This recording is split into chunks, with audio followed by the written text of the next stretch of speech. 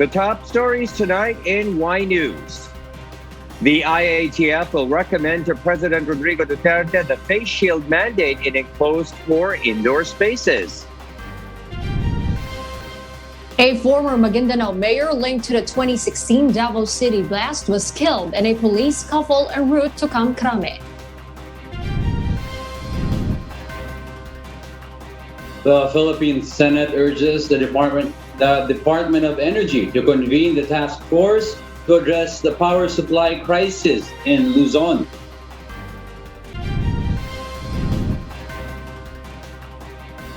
Hindi siya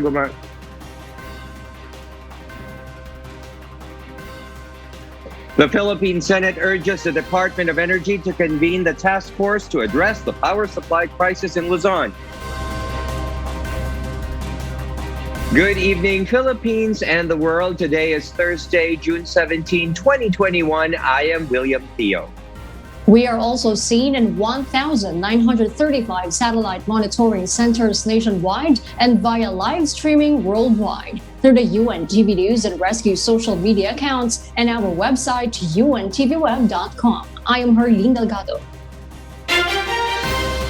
First in the news, the Interagency Task Force Against COVID-19 formally recommends to President Rodrigo Duterte the mandatory wearing of face shields in enclosed or indoor spaces. These include hospitals, schools, workplaces, commercial establishments, public transport terminals, and places of worship, among others. According to presidential spokesperson Secretary Harry Roque, this was the IATF's decision after their meeting this afternoon. The palace official, however, clarifies that the existing policy on the use of face shields remain in effect while waiting for President Duterte's decision. The use of face shields as an added layer of protection against COVID-19 made headlines anew after Health Undersecretary Leopoldo Vega on Wednesday said that face shields may be removed when outdoors. It was in December 2020 when the government started to require Filipinos to wear a face shield on top of a face mask to effectively lessen the transmission of COVID-19. Meanwhile, as more people get vaccinated against COVID-19, the government is hopeful that the nation can celebrate the forthcoming holiday season without the mandatory masks. Rosa Licos will tell us why. A biological sciences expert closely monitors the vaccination rate in the country, especially in Greater Manila area.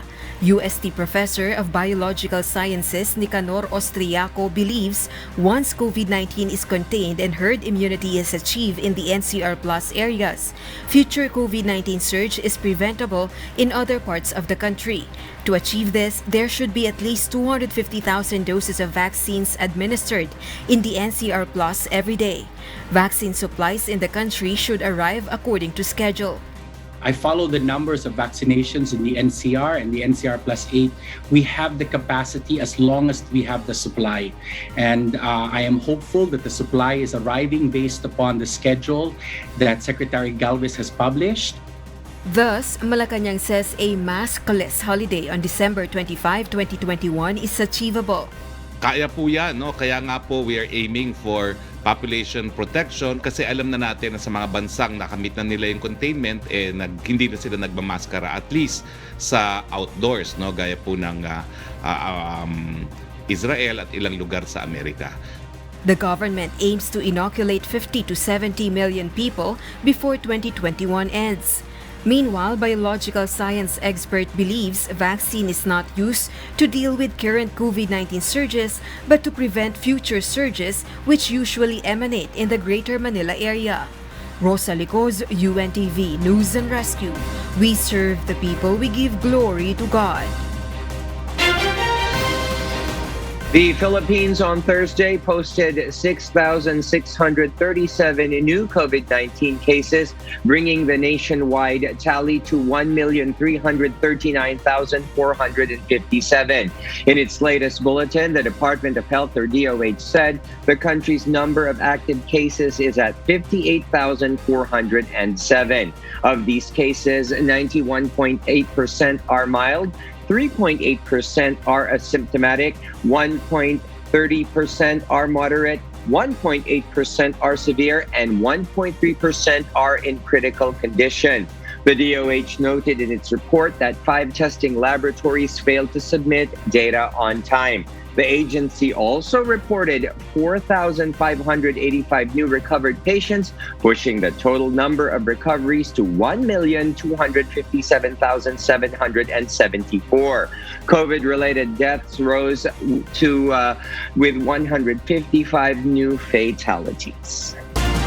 An estimated 12.2 million adult Filipinos were unemployed during the first quarter of the year. This was shown by the newest survey by the social weather stations. The SWS said the figure is equivalent to 25.8% of the adult labor force, which is 1.5 points down from the 27.3% or 12.7 million recorded in November 2020. The SWS survey revealed that joblessness declined in Metro Manila and Balance Luzon, but rose in the Visayas and Mindanao.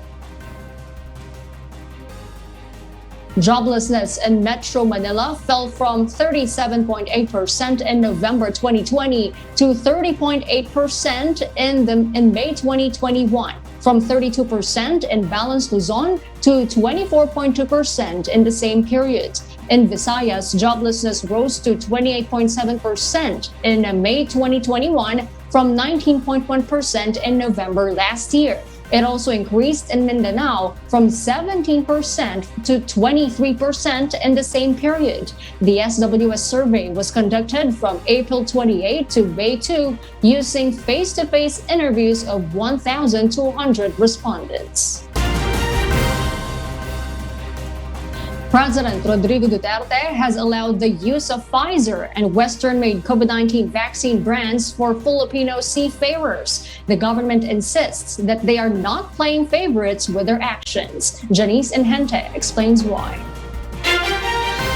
Using COVID-19 vaccines made by Pfizer to Filipino seafarers is a requirement laid down by foreign countries. Presidential spokesperson Harry Roque clarified during the symbolic vaccination of seafarers held at Palacio de Maynila. Roque said employers require seafarers to be vaccinated with Western-made vaccines before embarkation. Ang sabi naman ni Presidente, walang violation ng Equal Protection Clause, walang favoritism dahil kung hindi bibigyan ng Pfizer mga seamen, baka hindi makasakay muli sa mga barko. So dahil ito'y condition sa kanilang employment, hindi na po ito favoritism. It is ensuring na magkaroon ng hanap buhay ang ating mga seafarers. Testing Czar Undersecretary Vince Dizon explained that other brands are not accepted in European countries and the US, particularly the Chinese brand Sinovac. Ang namimili ng bakuna, hindi yung ating mga seafarers. Yes. Hindi sila. No, para sa kanila, tingin ko kahit anong bakuna tatanggapin nila. Ang problema natin, yung mga employer nila, yung mga potential employer nila. So doon, wala tayong magagawa, wala tayong control doon. Kasi kung hindi nila matanggap ang bakuna na rini-require ng mga employer nila, kawawa naman. Over 1,000 seafarers were vaccinated with Pfizer COVID-19 vaccines in Manila today.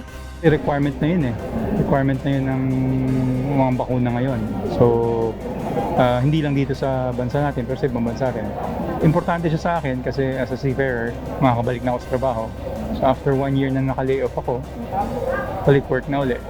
Sobrang importante kasi yung HR namin nagre-require ng fully vaccinated. So since 1 year na kami, actually more than 1 year na kaming walang sampa.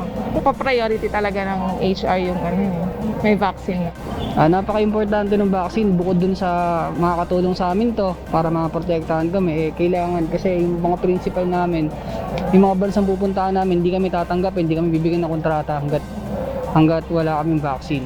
For seafarers who want to be vaccinated, just register on the COVID-19 vaccine portal in your area or directly contact the LGU. Companies or agencies can also send a list of their employees to the LGU to be vaccinated.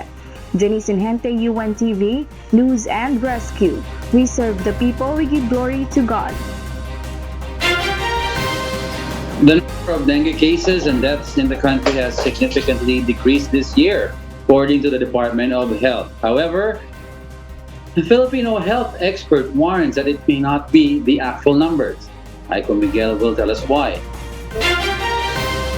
Based on the DOH Disease Prevention and Control Bureau's report, dengue cases declined to 56%, while mortalities due to dengue went down to 55%. According to Pediatric Infectious Disease Society of the Philippines, or PIDSP President Dr. Mary Ann Bunyi, one of the reasons of this decline is the underreporting of dengue cases in the country due to people's fear of going to hospitals amid the pandemic. Number 2, isa doon, pwedeng underreporting. Bakit? Kasi yung mga tao ngayon takot lumabas. Takot silang pumunta sa hospital kasi ang pakiramdam nila baka mahawa sila sa COVID. So sa halip na magpunta sila sa healthcare facility, hindi na sila pumupunta. Ang nangyayari ngayon, tatawag na lang sa doktor sa halip na pumunta sa hospital. Kaya sasabihin natin na underreported yan. The DOH warns that dengue cases may soon rise as the government started to ease quarantine restrictions in the country. Yung mobility ay isang mahalagang factor sa transmission ng dengue. Tandaan nyo po, sa panahon ngayon ng tag-ulan ay maaaring tumaas yung dengue, lalo na kung yung mga restrictions natin ay unti-unti po matatanggal yan, magkakaroon po tayo ng mobility. At yan po ang magiging dahilan kung bakit magkatataas yung kaso ng dengue. Kaya ngayon pa lamang po ay naghahanda na tayo. Dengue may lead to death if a person is not treated in a hospital immediately. This is why the DOH reminds the public to observe the 4S strategy. 4S stands for Search and Destroy Mosquito Breeding Sites. Employ self-protection measures by wearing long pants and long-sleeved shirts, and daily use of mosquito repellent or mosquito patch for children. Seek early consultation when experiencing symptoms like fever with any of the following: aches and pains, nausea, rash, stomach pain, vomiting at least 3 times in 24 hours, and bleeding from the nose or gums. And support fogging or spraying only in hotspot areas where increase in cases is registered for 2 consecutive weeks to prevent an impending outbreak. Aiko Miguel, UNTV News and Rescue. We serve the people, we give glory to God. For those watching our 24/7 live streaming on YouTube, please click the subscribe button you see on your screen to ring the bell for notification. You may also follow us on Facebook. Police killed a former mayor of Talitay, Maguindanao after he allegedly grabbed the service firearm of one of the former officials' police escorts while he was being transported to Camp Crame in Quezon City following his arrest at the port of Batangas. The former mayor was included on the government's NARCO list. Leia Ilagan reports.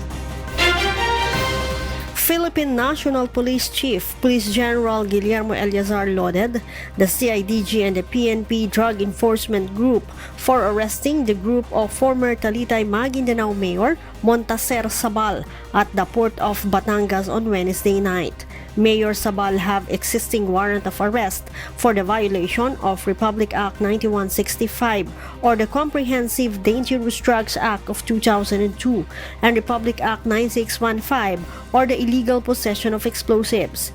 During the operation, authorities seized inside Sabal's vehicle 6 high-powered firearms, ammunitions, magazines, 400 grams of alleged shabu, identification cards, and 200,000 pesos in cash.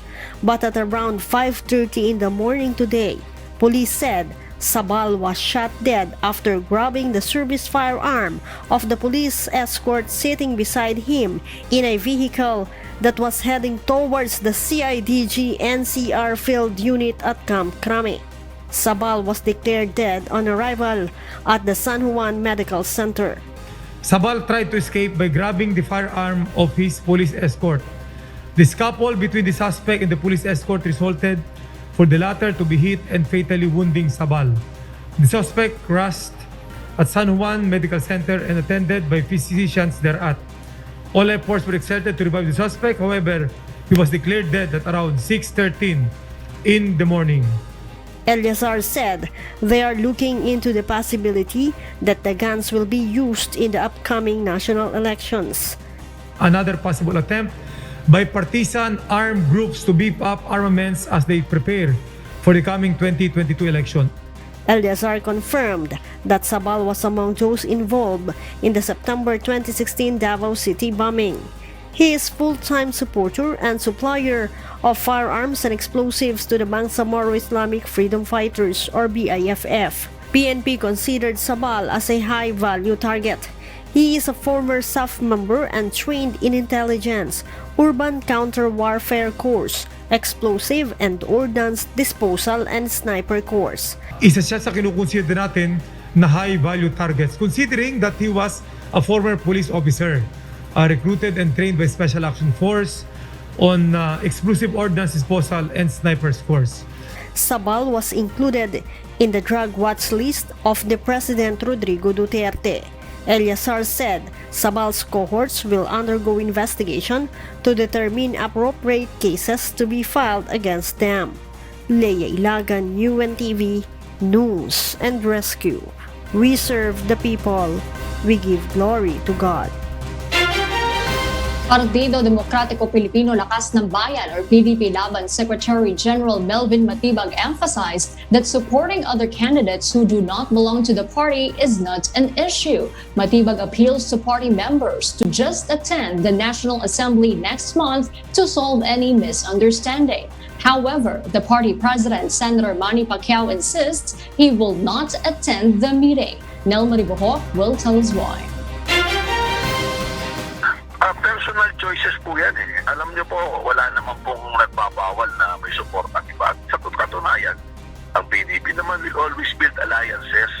This is the reaction of Attorney Melvin Matibag, the Secretary General of Partido Demokratiko Pilipino Lakas ng Bayan or PDP-LABAN, on the statement of the party's Executive Vice Chairman, Senator Coco Pimentel, that PDP-LABAN members who are supporting another personality outside the group should just leave the party.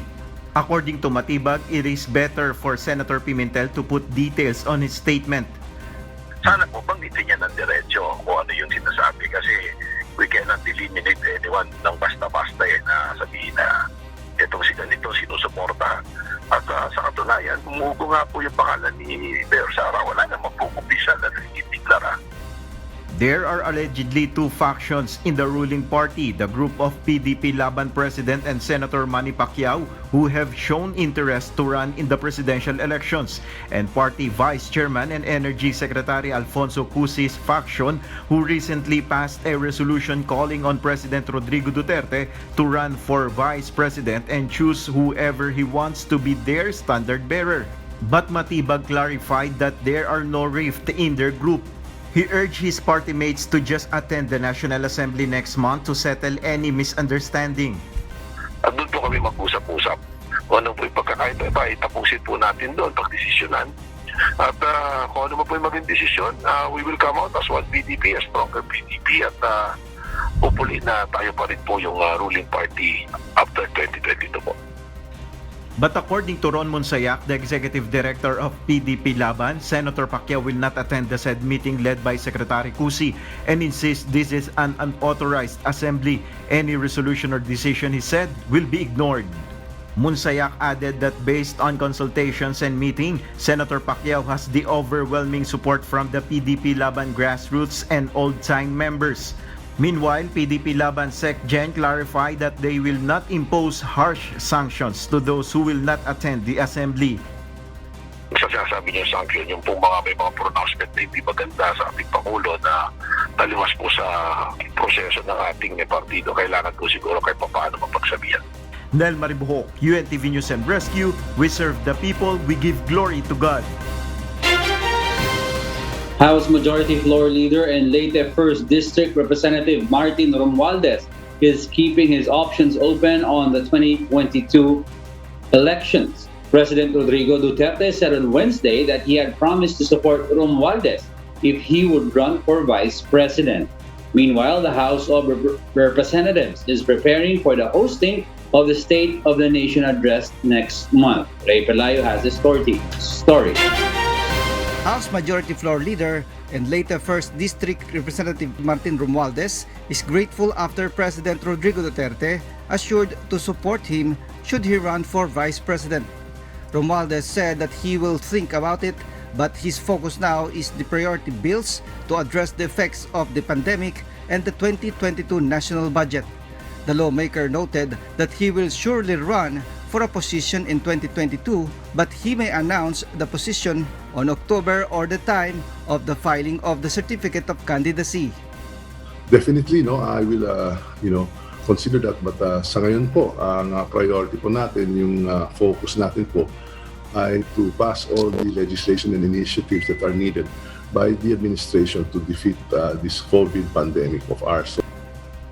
Answering the question of being in tandem with Davao City Mayor Sara Duterte, it is premature, he said, because the presidential daughter is still not declaring her intent. But he assured that his party, Lakas, and hugpong ng pagbabago of Mayor Sara will remain allies. Romualdez said that their family will also consider if his cousin, former Senator Bongbong Marcos, will decide to run again for Vice President. Meanwhile, the House of Representatives is now preparing for the last State of the Nation address of President Rodrigo Duterte to be held in July. Romualdez said that they are planning to allow more participants, especially those who are already fully vaccinated, including the media. Ray Pelayo, UNTV News and Rescue, we serve the people, we give glory to God. President Rodrigo Duterte has urged lawmakers to prioritize the passage of the remaining economic and public service measures that are included in his administration's legislative agenda. Duterte made the call during the reenactment of the signing of several laws that were already enacted in May. These bills include the Comprehensive Tax Reform Program and the Retail Trade Liberalization Act, the Foreign Investments Act, and the Public Service Act. President Duterte expresses confidence that with the help of Congress, his administration can pursue its legislative agenda that will improve and enhance the lives of Filipinos and promote the nation's progress. Congress will resume session on July 26 when the President delivers his final State of the Nation address. Meanwhile, a Senate panel has called on the Energy Department to create a task force that will address the imminent brownouts in Luzon. Harleen Delgado will tell us why. Power consumers in Luzon may have to prepare for a possible power outage in the coming weeks. This as the Department of Energy told senators in today's Senate hearing that the Luzon grid may hit a potential yellow to red alert status due to preventive maintenance of several power plants.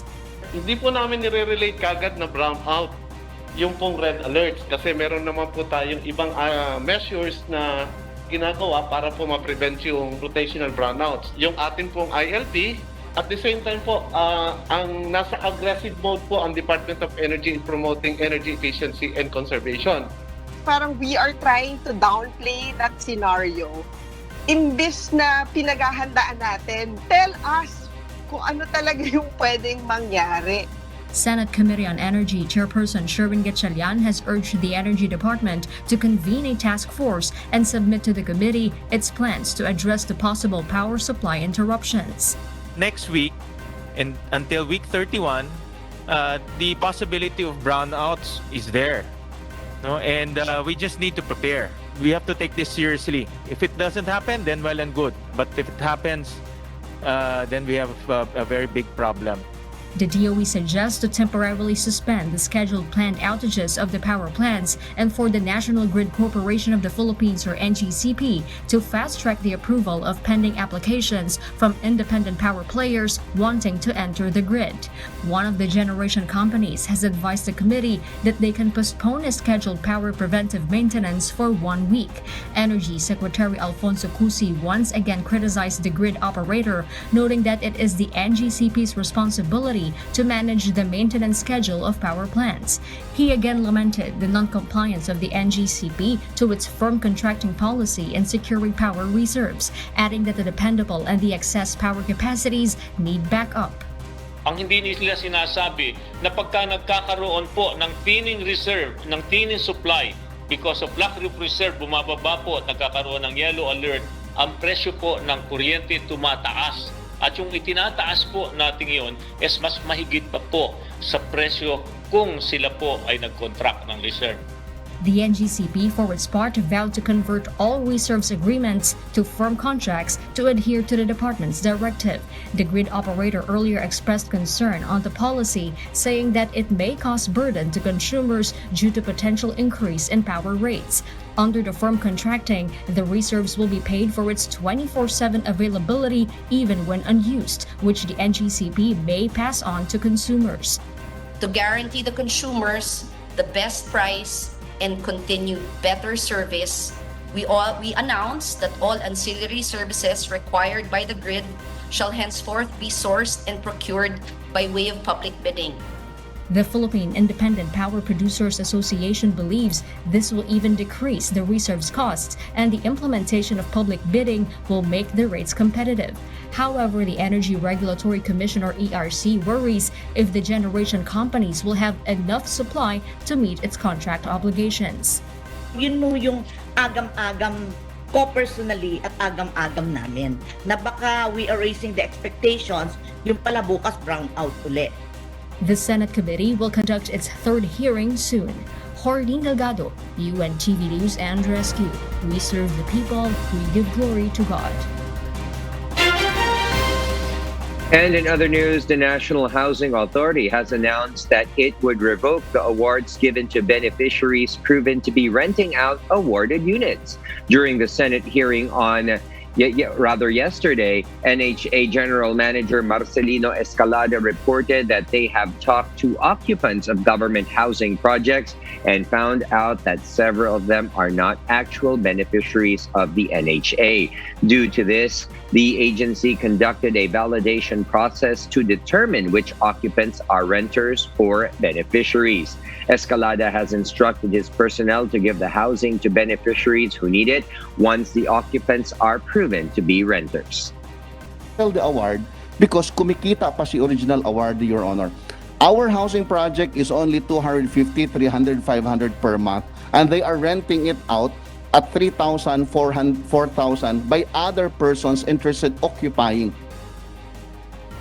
According to the NHA, there are still 3,800 housing units available for those who wish to apply for housing.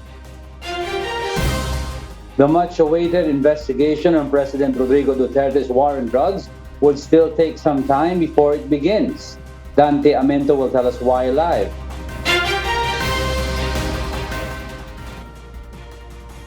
Dante, go ahead. Diego, there is no definite time yet when will the International Criminal Court, or ICC, begin its investigation over the Philippines' war on drugs, and still no specific respondents of the deaths of thousands of drug suspects under the Duterte administration. For now, the request for a full-blown investigation is pending at the ICC pretrial chamber that was submitted by former ICC Chief Prosecutor Fatou Bensouda.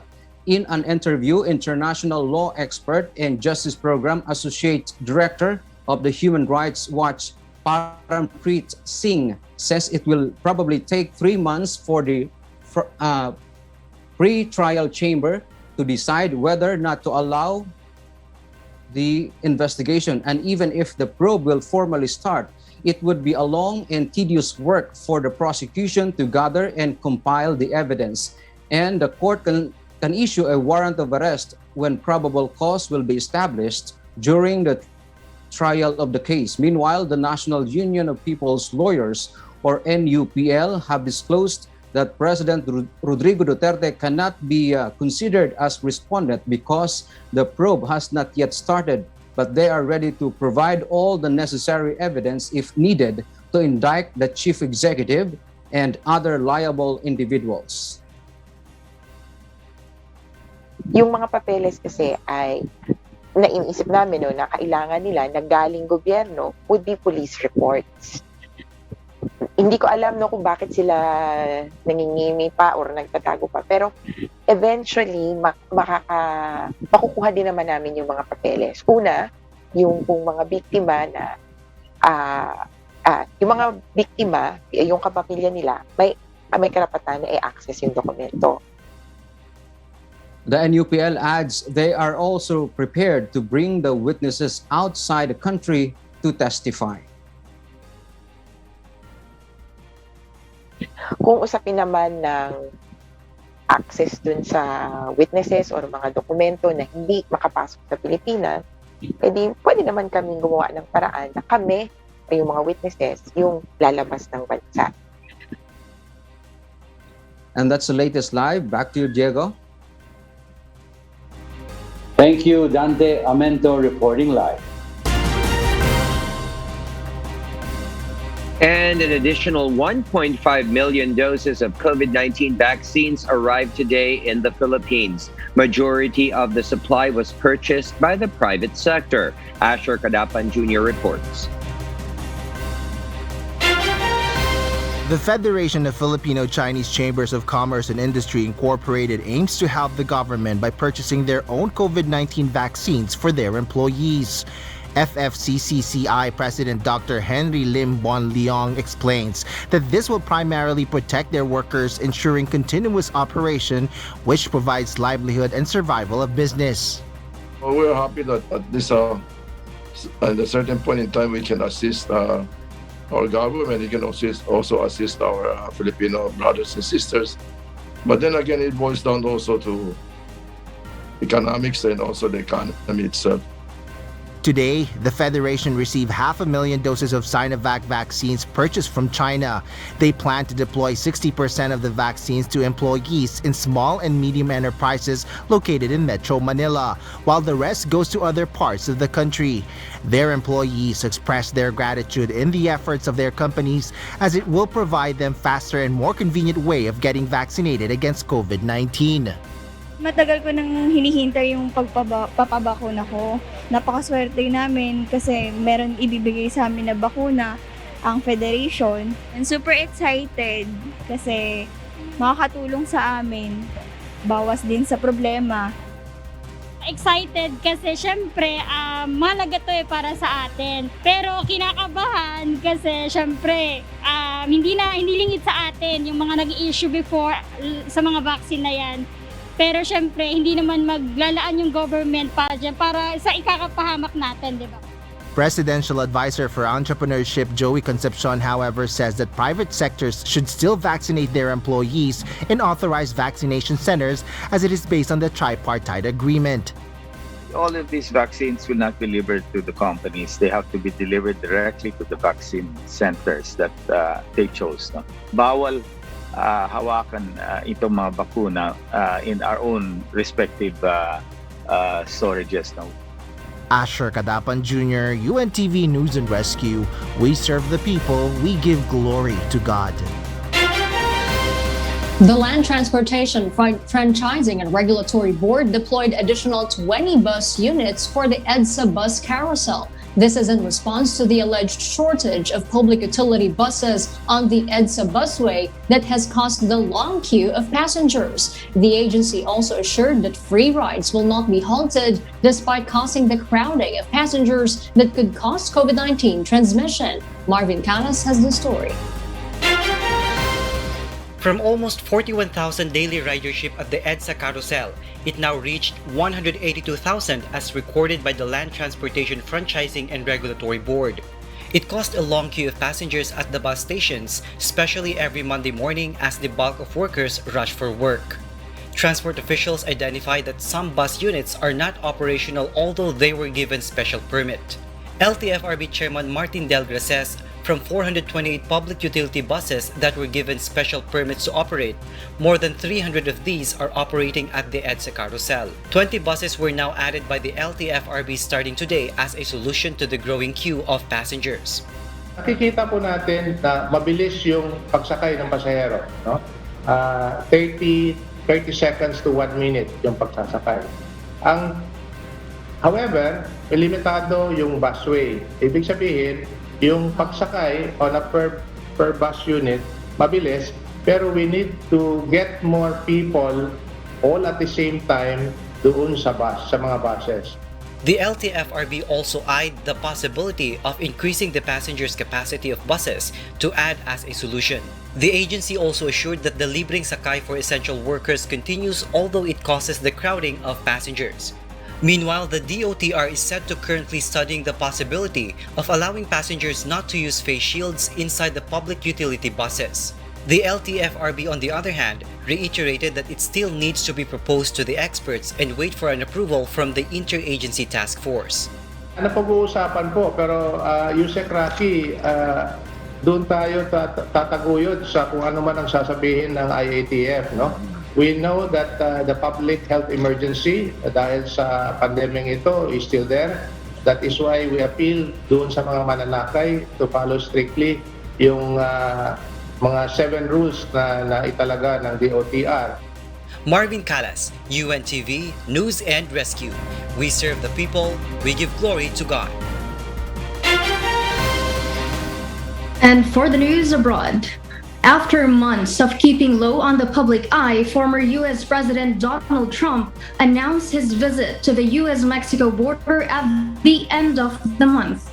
Chariz Longboen will tell us why live. Yes, Chariz, please go ahead. Mariel, with a rise in the number of migrants crossing into the United States being complained by both former U.S. President Donald Trump and Texas Governor Greg Abbott, the two scheduled a visit to the U.S.-Mexico border wall, with the exact location along the 2,000-kilometer border being unknown.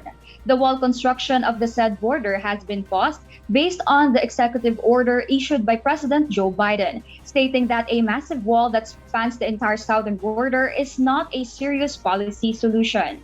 Biden has been criticized for the increase of migrant arrivals at the border has reached the highest monthly levels in 20 years. In a statement where he announced his visit to the border with Texas Governor Greg Abbott at the end of June, the former president said that the Biden administration inherited the strongest, safest, and most secure border in U.S. history from his presidency, which ended up being a lawless border that is now pitied around the world. Meanwhile, Governor Abbott said that his state would build its own border wall, but the resources and the legality to do so remain unclear. Aside from the scheduled border visit, it has been reported that the former U.S. president will hold a rally near Cleveland, Ohio, and in Tampa, Florida, which would mark his second public appearance after his presidency. Mariel? Thank you, Chariz Longboen, reporting live from Bangkok, Thailand. One of the largest diamonds ever found has been discovered in a mine in the landlocked African state of Botswana. Marvin Delfin will give us the details live. Marvi?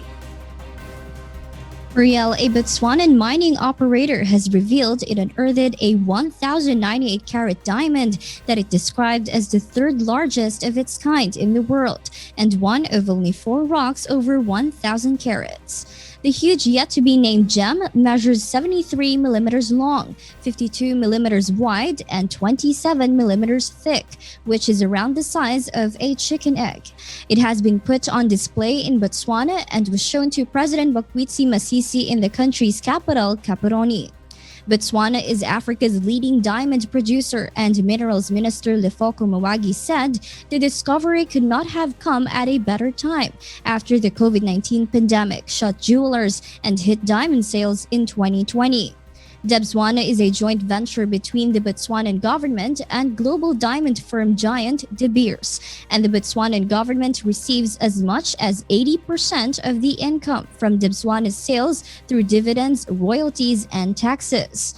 The new diamond is close in quality to the biggest diamond ever found, which was the 3,106-carat Cullinan diamond found in South Africa in 1905. Mariel? Marvi, will this diamond be kept on display for public or will it go on auction for private buyers?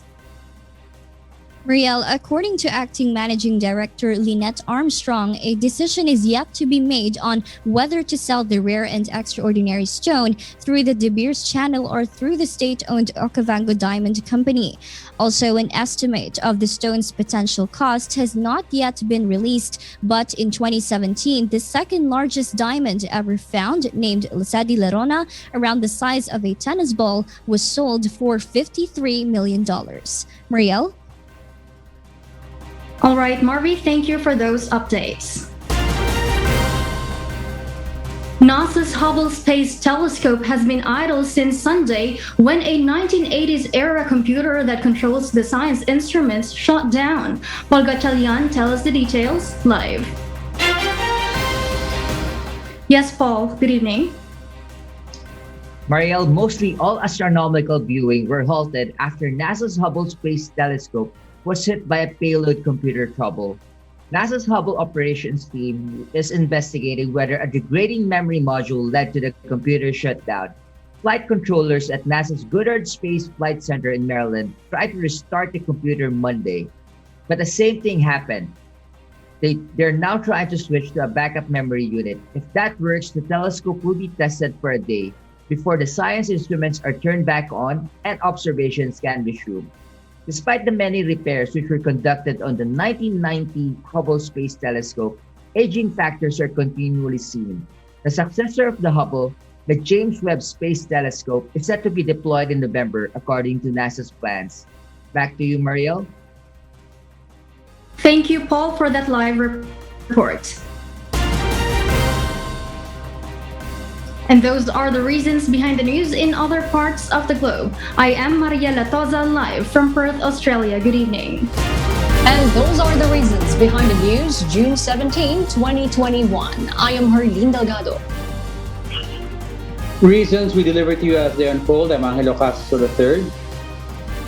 And because we need to know, we will always ask why. I am William Theo. We serve the people. We give glory to God.